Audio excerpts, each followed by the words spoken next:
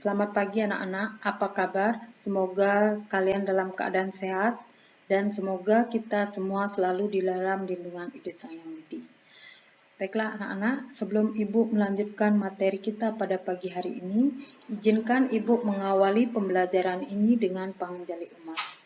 Om Swastiastu, Om Awignamastu Namo Buddhaya.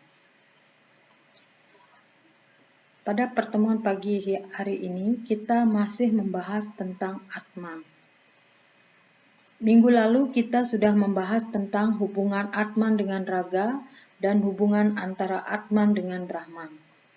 Pada pertemuan pagi hari ini kita akan membahas tentang Brahman sebagai sumber dari Atman.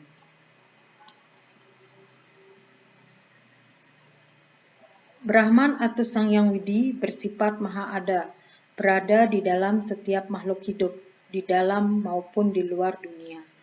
Tuhan meresap di segala tempat dan ada di mana-mana, disebut dengan Wiyapi Wiyapaka, dan tidak berubah, kekal abadi, disebut dengan Nirwikara. Atman yang bersembunyi dalam tiap makhluk hidup merupakan percikan-percikan terkecil dari Parama Atman atau Tuhan yang berada pada setiap makhluk hidup. Oleh karena itu, Brahman tidak berbeda dengan Atman yang sama-sama bersumber dari Tuhan atau Ide Sang Yang Widi. Demikian pula halnya Atman, menghidupkan sarwa prani, yaitu makhluk di alam semesta ini. Indria tidak dapat bekerja bila tidak ada Atman, dan mata tidak dapat melihat bila tidak ada Atman. Begitu pula kulit tidak dapat merasakan bila tidak ada Atman. Atman itu berasal dari Sang Yang Widi, bagaikan matahari dengan sinarnya. Sang Yang Widi sebagai matahari dan Atman sebagai sinarnya yang memasuki dalam hidup semua makhluk. Di dalam kitab suci Weda, kaitan Atman dan Brahma disebutkan sebagai berikut. Yang pertama, Atman Brahman Aikyam, artinya Atman dan Brahman itu adalah tunggal atau satu. Yang kedua, Atman Brahman Asmi, artinya aku adalah Brahman. Yang ketiga, Tatwamasi, artinya engkau adalah Brahman.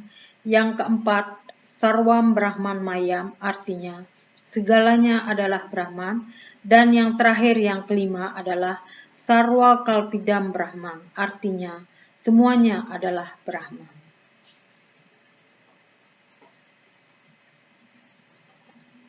Di dalam Bhagavad Gita, Sloka 23, 24, dan 25 menyebutkan, senjata tidak dapat melukai dia, dan api tidak bisa membakarnya. Angin tak dapat mengeringkan dia, dan air tidak bisa membasahinya. Dia tak dapat dilukai, dia tidak dapat dibakar, juga dikeringkan, dan dibasahi. Dan dia adalah abadi, tiada berubah, tiada bergerak, tetap selama-lamanya. Dia dikatakan tidak termanifestasikan, tidak dapat terpikirkan, tidak berubah-ubah dan mengetahui halnya. Demikian engkau hendaknya jangan berduka. Dalam Sloka Bhagavad Gita Sloka 23, 24, dan 25, senjata tidak dapat melukai dia dan api tidak bisa membakarnya. Perkataan dia dannya dalam sloka tersebut di atas sama dengan Atman. Jadi Atman itu dikatakan mengatasi segala elemen materi, kekal abadi dan tak terpikirkan. Oleh karenanya, Atman tidak dapat menjadi subjek maupun objek dan tindakan atau pekerjaan. Dengan perkataan lain, Atman itu tidak terkena oleh akibat perubahan-perubahan yang dialami oleh pikiran, hidup, dan badan jasmani manusia. Semua bentuk itu bisa berubah, datang dan pergi, tetapi Atman itu tetap langgeng untuk selamanya. Jadi dapat kita menarik kesimpulan bahwa segala yang hidup dan bernapas ini disebut dengan Atman. Dan Atman itu sama dengan Brahman atau Ide Sang Yang Widi. Baiklah anak-anak, Mungkin hanya ini materi yang dapat Ibu sampaikan pada pagi hari ini. Dan untuk memperkuat pendalaman materi kalian tentang Atman, kalian bisa melihat di YouTube tentang masuknya di Atman di dalam raga. Dan video tersebut linknya akan Ibu share melalui Google Classroom bersamaan dengan tugas.